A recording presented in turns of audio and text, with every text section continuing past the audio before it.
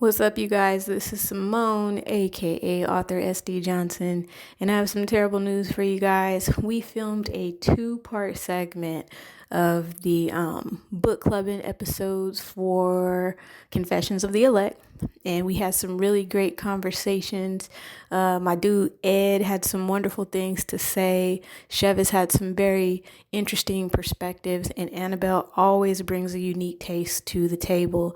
And unfortunately, the first part was erased. I know you guys blame me. I take full fault. But we do have an amazing second piece for you guys to take a look at, and then hopefully that'll still pique your interest into book 2 of the Falling Scion series, Confessions of the Elect. So go ahead, take a look at it, and I am here for any of your questions, but I do apologize. And we do have a full and complete, I promise you, episode of Book Clubbin number 3, where we're going to discuss the third and final book of the Falling Scion series that's entitled Carnage for Truth. So keep your eyes out for that. Thanks.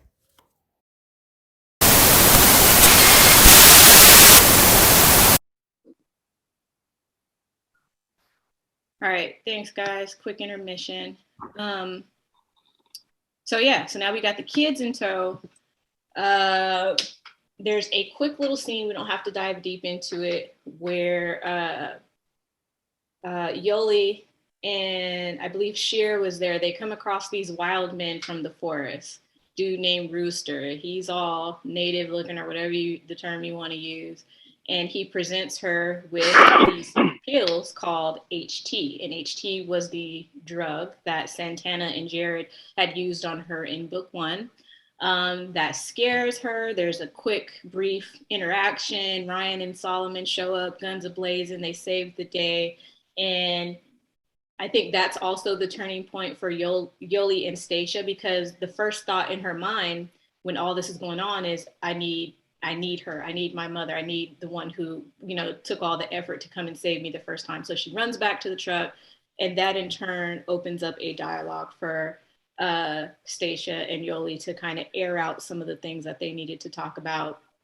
That scene is being told, I think, from Solomon's perspective. So it's kind of like an outsider looking in on their dynamic. And then from there, they realize that there's some people still yet tailing after them. So they make a break into the forest in the middle of the night. And there's a whole scene of these army soldiers that they don't know where they're from, and the wild men. And they're being caught basically in the crossfire of this war, basically, between the two groups. And so what are you guys' thoughts? Because this whole scene is a transition for where they're going to basically end up until the end of the saga. I do think that the drug issue did help Yoli kind of get pushed closer to Stacia and start to reevaluate and everything. Um, Oftentimes in life, you have bad blood between people, whatever it happens to be, or bad blood between a bunch of people, and certain things can trigger you into mending those relationships. And I think that was it for her. It was unexpected, obviously, for her, but that thinking about what that drug did to her and all the trauma she had to go through. Again, thinking about Crispin and just um, how he was cut up into pieces and just like it was too much for her, and she just broke. That was like her breaking point. And so she was like, "I need my mommy now. Like, let's try to resolve this, because this beef that we got through is not helping at all. And I need something that I've been missing all my life." And so that was her opportunity to kind of go back and try to at least start that process of many things with Station. Good insight. Yeah, I agree with that. I think, it was a very big test for her. That's like one of the biggest tests that she's experienced since she got out of the pit. So, yeah, and at the time when I read it, I was like, oh, this could go either two ways. And so I'm glad it went the way that it did. And yeah, like you said, it was the bridging gap for their relationship between her and Natasha. So it's like you can see how much she needed her at that moment in time. And so that was good. I think that for their relationship, you can start to see them building building together as like a mother and daughter. So I thought that was a good scene. I enjoyed that part. Thank you. Sorry, my memory is fading. Oh no, no worries, no worries. I barely remember that scene. So no worries. I'll skip to you. Okay, yeah, no worries. I agree with both of you guys. I kind of, yeah, I agree. There's nothing else to say about that. So after the group, kids in tow, they, like I said, they're in the crossfire of this war. They get taken to this basically castle in the woods. They get to go to the compound. Now they find out that they are at Casa de Leon. And it's been a long night. They've been shot at. Stacia has her hand sliced open. They're all muddy and gross. And they get ushered into this basically theater. And there's a little old lady sitting on the stage. And this was the character I was talking about last time that I just love. They come in contact with Magda, who is the head of Casa de Leon. And not only is she the head of Casa de Leon, it is revealed that she is Stacia's mother. So the long lost evil woman of the Shore delegation that was married to Shepard has been hiding out in the woods this whole time. And so what were your first thoughts of Magda before I say that whole spiel that I have for her? Because I love her. Cicely Tyson. That's my first thought. Anytime I see an old grandma like figure like that, I immediately think about Cicely Tyson. Like I don't know why. All my but it was interesting. I like Magda. I liked her as a grandmother figure. Uh, I liked how strong she was. Like she wasn't like the old grandma with the cane that could barely move. She was the grandma that like look, like you know when you see on Instagram some 80-year-old fitness grandmas, you know, who still can boss people around, still look kind of good too, like she can put on a tight dress. You know that's the kind of Mag that I seen. Like she was a boss though. Like you know she's still running stuff. Like she wasn't, you know, she was still in control of her faculty and all that type stuff. Um, I thought she was a really strong character. And again, we talk about the family trauma, the generational trauma and stuff. This is just another piece of the pie that's thrown at you like, oh my goodness, how do we navigate this? Now if you didn't have a certain maybe affinity for Stacia before, maybe you start to have a little one now and kind of understand like how you just leave Yoli and all. Now it's like, dang, you kind of got done the same way, you know, and it's like all these stories keep playing the same way. Even when I think about the kids and I'm trying to, I don't want to go too far into stuff, but even with the kids and how their lives turned out, and you start thinking, well, dang, you know, people get left behind, people want to go back to their parents, and stuff keeps happening. It's like all families, even though they're separate families, are all suffering from the same type of generational curses that are kind of going around. So, yeah, good insight. Yeah, I like that you talk about generational curses because it definitely does play out. Like you see, her mother abandoned her, she abandoned her daughter, and so it is. You can see that in effect. I like when she first gets introduced, I was very cautious of her because the shepherd had said that she had gone to the other side and was on the bad side. So I was thinking, is she going to be like, you know, evil grandma? No, she wasn't like that at all. And I was like, okay, I could get with this. Yeah, she seemed like really respectable, and it seems that everybody who was under her control loved her. You didn't see any infighting or anything like that. So you could tell she was a very strong woman who knew what she wanted, and you know she cared for her people. So that was really interesting, and I think it kind of seeing her made me see like Stacia in another light, like because she was a leader as well, and she looked after people, and they respected her also. And so then it makes you think, oh, so Yoli, what's Yoli going to be? Because you have these strong women, and it's like, what is the effect of this? So it was good. I liked it. Yeah. Thank you. I loved her. She reminds me of the older lady in The Wiz. You guys remember the movie The Wiz? My movie. Yeah. That's what like immediately popped in my mind. And for me, it was like, okay, it seemed like the story, everything just kind of slowed down, and you had the grandma just kind of like checking everybody, putting them in their place. He was like, I ain't fazed by you. And I just kind of love her character. How kind of just, it seemed like kind of slow everything down and put everybody in their place. Yeah. She's Magda. She's pretty cool. I based Magda obviously after my own grandma. I think I started writing Scion. I want to say, was that like 15 or 16, 2015, 16, Chef? It's been a while. Yeah. Because I first published it in 2017 before I took it down and did some work on it. And that was shortly after my grandmother had passed, maybe like a year or two after my grandma had passed, is when I actually started writing the book. And I really wanted to pay homage to like her spirit and how she was with everybody. She was like one of those quick-witted, always got something snappy to say, always had control, but was still like, for me, very loving and very like, I'm rooting for you. You have to go do ABCD. It's your choice, but I still love you, but you're getting on my nerves. She was like that kind of person.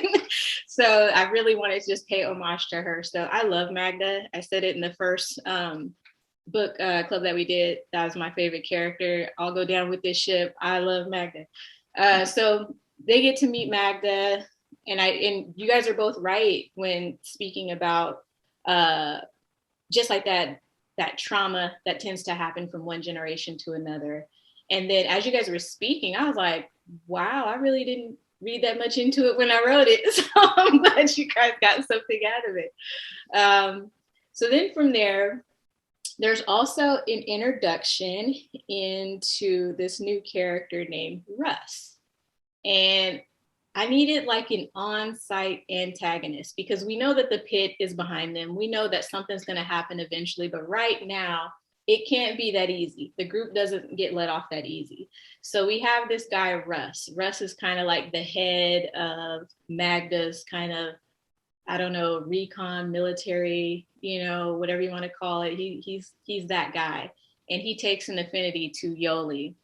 So what are your guys' thoughts on the whole Russ, Yoli, and other characters like Solomon we'll throw in, Chev? What do you guys think of that whole dynamic and the introduction of this character? It always reverts back to Solomon. Of course it does for you, yes. Russ is a prick. I mean, from the very beginning, I kind of didn't like him. And then as time went on, I really began to not like him. But the more I didn't like him, the more I didn't like Yo. Mm. And I don't want to jump too far ahead. We'll get to that later on. But it's like she allowed him too much access, and that just it rubbed me the wrong way. And then things, whatever, turned the way they turned, and I was kind of like, well, so what? Not really. Well, not really. So what? But it's like it's almost like you got to be careful what you ask for. Right. You just might get it. So. Absolutely. Yeah, I was like, when he came on the scene, I was like, oh no, not this, no more trouble, please. I was just like, yeah, because I support Solomon and Yoli. I would think they would have been a very good couple together. Although Solomon, I don't know, he didn't act, he didn't step up. I don't think in that situation. I don't think he did the right thing. So but Yoli is obviously I think the blame lies with the Yoli because she's entertaining this guy who you can tell is not, well, in my opinion, I could tell he wasn't a good guy. He didn't have the best interest in mind. So I was like, Yoli, no, what are you doing? But she wanted the attention and she entertained him. So it's like, and what happens in the end doesn't surprise me, but you just wish that it could have been averted. Yeah, absolutely. Any thoughts on Russ, Ed? Russ was shady from the beginning, and he got what he deserved. Mm. I was like, get this guy. There's nothing good about him at all, and I was surprised he was even like with Magda or that. He was trouble from the get-go. That's all I have to say. Yeah. Russ was I think he played his part. He played his role. And I think with each interaction that Yoli had with Russ, it tailspinned her relationship with Solomon because therein lies another barrier why they don't get together, why they can't really connect. There's an incident that happens with Sonny, the young boy. He wants to leave the group and go back to his father, Carlito. back at Red River. So he decides to take flight and run. Magda kind of charges Yoli to kind of, okay, well, you take the head of this, you go out there, you see what's up. And Yoli fails miserably. Everybody comes back crying. And yeah, so I feel like as you guys see, or I'll say Chev, you don't really care for Yoli at this point. I think that's another layer of responsibility that she fails at. So it makes her feel even worse. So now she's just in this self-deprecating behavior of like, I can't do nothing right. And then here this dude is who's showing her pleasantries. She's kind of feeding into it. And so then that's when she takes the ring off and she gives it back to Solomon, and that kind of severs their tie. So now he's being an Eeyore of the group. He's sad and mopey. Yoli's kind of doing her thing. And there's still a pressure building because we know in the back of our minds that Russ has something, sinister for Yoli in store. And then we see that play out when she follows him into the tunnel in the back of the compound. And so all her red flags are going off, but at this point, it's kind of too late. So just that whole dynamic, what are your thoughts on that whole scene, or my favorite chapter, the wolves? What do we think of that? I think that basically just spelled the beginning of the end. I don't remember if me and you were kind of going back and forth on this as we were talking about it, but I remember it was like the whole time, like Yoli wants to be in a relationship with Solomon, but she's not willing to submit to the relationship. She always tries to make it seem like Solomon was trying to make her bow down to him and do everything that he wanted her to do. When no, it's like, no, if you're in a relationship, you have to respect the relationship. This isn't about you do what I say because I'm the man or because I'm your boyfriend or whatever it happens to be. She just was like, no, I'm going to do what I want to do. And then, like, the last straw, you throw that ring, you let me know everything about what we meant to each other. I don't care about it. Don't make a difference. I got shot for you. It don't make a difference that I saved you from being trafficked. None of that stuff even matters. You just spit in my face basically and told me what I mean to you, and it's a wrap from then on. Like I don't see how you come back from that. I can't come back from that. Like I don't see how you come back from that. And I think that was a huge debate discussion that we had.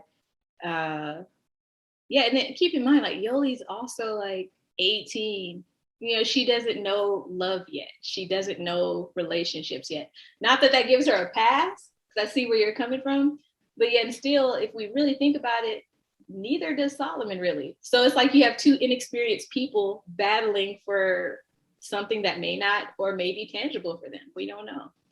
But yeah, going back to the tunnel scene, I mean, how do you think Yoli handled that situation? I mean, granted, she shouldn't have gone down there in the first place, but she's Yoli. Been there in the first place. Well, she's Yoli. Of course she's going to go. Terribly. Yeah, she's Yoli. Of course she's going to go. So what were your thoughts on that scene? So I think after she goes down the tunnel with Russ, Solomon and the other guy comes to save her, right? Because they find out that he was trying to, he tries it on with her. So I think like from that, like it's a lesson that she needs to learn. Like just entertaining bad people with bad character, you have to be careful because then it has a consequence. I think to me, I would like if it had endured her more to Solomon, but it doesn't seem to have done that, unfortunately. Right. So that was a bit unfortunate to see. But like, yeah, I think it just showed her, maybe it's a lesson that she had to learn. Like you said, she's young, so it showed that you can't trust everybody and, like listen to your instincts. So when something doesn't seem right, don't follow through. So yeah, that's what I thought of the scene. Absolutely. For me, I was like, come on, Yoli. I just couldn't understand. I mean, I know she has a lot of,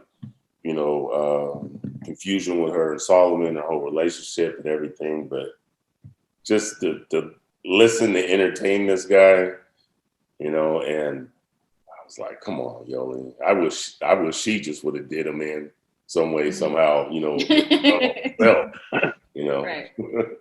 Right. Yeah, I put that scene in there just to show another level of Yoli's ignorance, naivety, her, like, she's stubborn. And like, what is it going to take for you to open up your eyes to what's actually going on around you? So then there's this. So they go, they're chasing Russ. They end up stomping him in the theater room, kicking his butt, Solomon and Ryan. And then the bell tower goes off. There's an imminent threat at the front of the compound. And that's where we see, surprise, it's, I was about to say Station. Yoli again. Or not Yoli. What's the girl's name? Carlito? Sayla. Oh, Sayla. Yeah, so Sayla shows up with another Yeah. threat. And so she basically is petitioning the group, like, give me the Scion and you guys can have this guy. And so she gives, basically, she throws a beat up Carlito in the middle of everybody. They can see he's been beaten up and he's bruised and partially dead. And she's making threats. The only person who seems unfazed is Magda. Magda's kind of like, get out of here. We don't want you here. And then, so we go into that. And then I really wanted to show how they're still in so much fear of Sayla, because as she's acting a fool, talking loud, firing off guns, everybody kind of hits the ground but Magda. And then when Ryan, Solomon, and Yoli come in, they're like crawling on the ground, trying not to be seen. And they go, siding up next to Stacia, like, hey, she's looking at them like, what's going on with you guys? Why are you guys on the floor? So just that whole scene begins to play out where you see, like, we're towards the end of the book, but there's still danger afoot. There's still some stuff that's unresolved from the past. And so what do you guys think about Sayla? And then, I can't even say that. Okay, go ahead, because I was about to tell something for book 3. I actually thought it was kind of a a bold move for Sailor to show up with Carlito as a like a ransom exchange. Like, of course, everybody hits the ground and Magda's standing up there, but if I'm Magda or anybody else over there, I'm like, who is Carlito? What do we want him for? Like, why would we? What would make you think we gonna give up Yoli for him? We don't even like him. So going about your way, ain't nobody telling you no business. Like, what's going on? And so for her to even do that was like, I think in her mind she knows that, but she thinks she has so much power and so much fear about her that she's like, look, y'all gonna take what I offer, but y'all gonna give me what I came here for. Which was bold of her. Again, I still don't like her, but I mean, that's just, it's bold of her.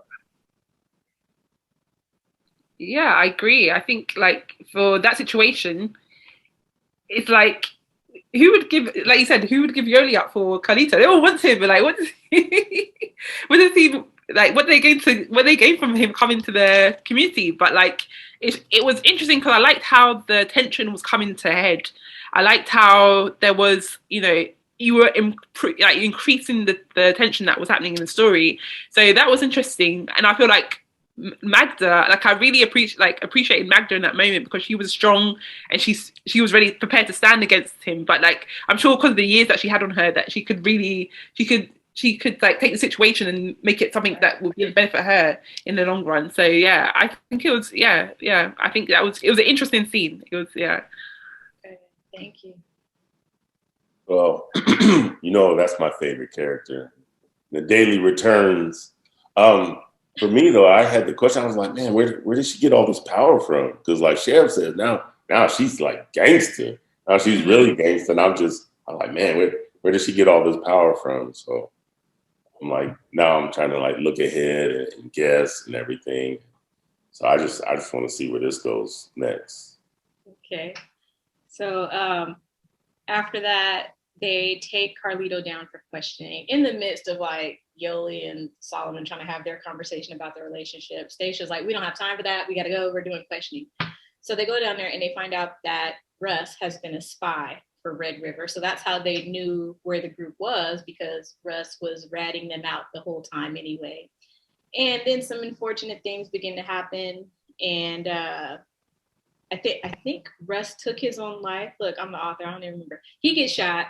Carlito gets shot. So now everybody's just kind of like, all right, let's get ready for the next wave of what's about to happen. This is at the tail end of the book. And so, Yoli's like, hey, I got a plan. And she's trying to petition to different people after Magda has just told Stacia, like, okay, listen, you're in charge, not Yoli. She's not ready. I can't hand over everything I have to her because she is acting real young right now. So Stacia's in charge. Whatever Stacia wants to do from here on out, that's what's going to happen. She's leaving her legacy now. And so Yoli's, she's trying to come up with a plan. Nobody's listening to her. So she's in her feelings. She goes to her room. And then Solomon goes to his room as well. He goes to sleep. A little bit later, he wakes up and Stacia's like, yo, Yoli is gone. And she took Sheer. And that's kind of how the book ends. And so what did you guys think about the cliffhanger? And then, well, I guess I can't really ask that because, like, y'all have read book 3. Ed, I got to get you one. So, like, how do you feel the cliffhanger ended for book 2? What was the overall feeling of knowing that here she go again and we don't know where she's at? I mean, I feel like at this point, like with Solomon, I feel like he should be like, well, what am I supposed to do? Like, but at the same time, Sheer's gone too. So it's like, not only is it you, Yoli, just being a knothead, now you done pull this little girl in with you who looks up to you, like, so it's like, again, the trauma keeps going over and over and over again. So now it's like, now you're forcing me to go out there and try to protect you because I really need to protect you. I don't even care about you, Yoli. You ain't grown, still young, but you know better. You just go keep doing what you want to do. That's fine. Grab Sheer. And now I got to put my life on the line once again. And it's the repetitive nature of the story. Yeah, for me, I wanted to know what her plan was because when she ran away, because she disappeared, and I thought maybe she has a plan. Maybe that's why she's run away. But I couldn't understand why the kid had gone with her. So maybe I was thinking maybe they're going to have the kid as a ransom for their dad for like, So I was like, okay, what could be happening here? So it was interesting. I do think she makes a lot of bad decisions. So I agree with Magda for not putting her in charge of, the compound. So I was worried. I was like, okay, but I thought, my thinking was that, she has a plan. So she's going to go and do something that's going to change the balance of this situation. So I was kind of like, I like the cliffhanger because I was like, okay, I want to see what happens now. Like, what's she going to do? So, yeah. Okay. I was just like, oh, here we go again. Here we go again. Like almost, of course she takes off into the night. So I mean, once again, I loved it, and like I said, I'm ready for book 3 now. So to see what happens next. Also, did we mention like Sheer's brother? Didn't he get killed or they? Yeah. I think I breezed over it. I breezed over it really quick, but I think there's like a whole nother I think part of the story that we didn't even talk about, which does involve like Sheer and her. Yeah. Morgan. Sheer was upset. I felt bad for the little baby. This is one of them times where I wish we had a Carol in the book. Look at the flowers, Lizzie. Yeah, because when Carlito shows up, like, man, you done killed your own son, like, just wow, just take his head off. Like, we don't even want him over here. You think this is a ransom? Bow, take him out. What else you got for it? Like, we needed a Carol in this spot to be like, hey, we're not having it, but it is what it is. Yeah. Well, I'm glad everybody chimed in. Ed was over here. He said he's going to be a hashtag team no help on Twitter. so I'm glad everybody chimed in. But no, I appreciate all the feedback and just some of the different insight that you guys had said that I really didn't tap into, as the author. So I'm glad you guys got a little bit more out of it than what I initially intended. And then from as far as like the Sheer Yoli dynamic, like Sheer really looked up to Yoli. She wanted to be like her, always following her around, that kind of thing. And then we come to find out that she has now taken Sheer with her, or Sheer wanted to go with her. We don't know. But I think had Yoli had left, I think she had caused so much havoc with everybody. Like, you guys are right. I don't think anybody would have went after her. They'd be like, we'll just wait, see what happens, But, having Sheer with her was the added insurance that people would initially look. So there's this big mayhem that we close with of we got to find them. So that is how the book ends. So I appreciate you guys. We'll have to do it again for book 3. It'll be out, I think I said December. So we got like a month. Yeah, so I appreciate you guys. We'll have to do it again. Any last thoughts or words before we close? I just wanted to say one thing I didn't think about. Sorry to interrupt, Yeah, but no, go ahead. That she does it's a repetitive behavior that she ran away when it was in the first book when everything came to a head, and she ran away again when it comes to the. But this way, I don't know, because I didn't know whether she was running towards the trouble or running away from it. So to me, she just seemed to abandon the situation. So I've seen a pattern in her behavior. That's all. Yeah, that was what I wanted to say. Yeah, that abandonment, flight or fight, kind of behavior that she has. Yeah, I didn't realize that too. Like, she does just run from everything, don't she? But that's what they all do. Magda ran, Stacia ran, Yoli's running. Will Sheer start running since she's looking so much up to Yoli? Like, it's always a pattern of things. So, obviously, book 3 is amazing. I can't wait till we talk about book 3. Yeah, I had a lot of fun writing. I don't know if book 2 or book 3 is my favorite, but stuff happened in book 3 that I really love. Okay, yeah. I keep saying that too. I don't know if book 2 or 3 is my favorite, but what are you gonna say, Ed? It doesn't surprise me, all the running, Yoli, everybody run. Especially with Yoli, I mean, who can she trust? I mean, she doesn't, she's young, and like, who can she trust? So it doesn't surprise me. Yeah. I do want to say, Annabelle. Oh, thank you. Hey, sweet. Thank you very much. I appreciate that. I haven't opened it yet. It came a few days ago. But no worries. Oh, Ed is the best. Oh, thank you. So love right there, Ed. So you guys, all you guys have read book 3 already? I've read book 3. Yeah, so I sent Annabelle copies of 2 and 3. I think before they were even out, because her and I connected. Chev, he had to read it. We're like by default. So Ed, if you want to, I can send it to you, like the PDF, and then I can also send you a book when they come out. That way you can have it and begin reading. But I mean, I don't know. Some people like me. I only like reading, physical books, but I'll read both. Yeah, so. I'll wait till it comes out. Okay. Cool. Yeah. So Annabelle, when you're ready. Because I know she's writing something amazing right now, you guys. So when she's ready, I would really like us to get into the Eden Project as another book club. So if you guys are ready, and when you're ready, Annabelle, you let us know, and we'll come back and dive into that. So yeah, I'm excited for that one. All right, guys. Well, thank you for your time today. I appreciate it. See you next time. Bye-bye. Hey, y'all. Bye.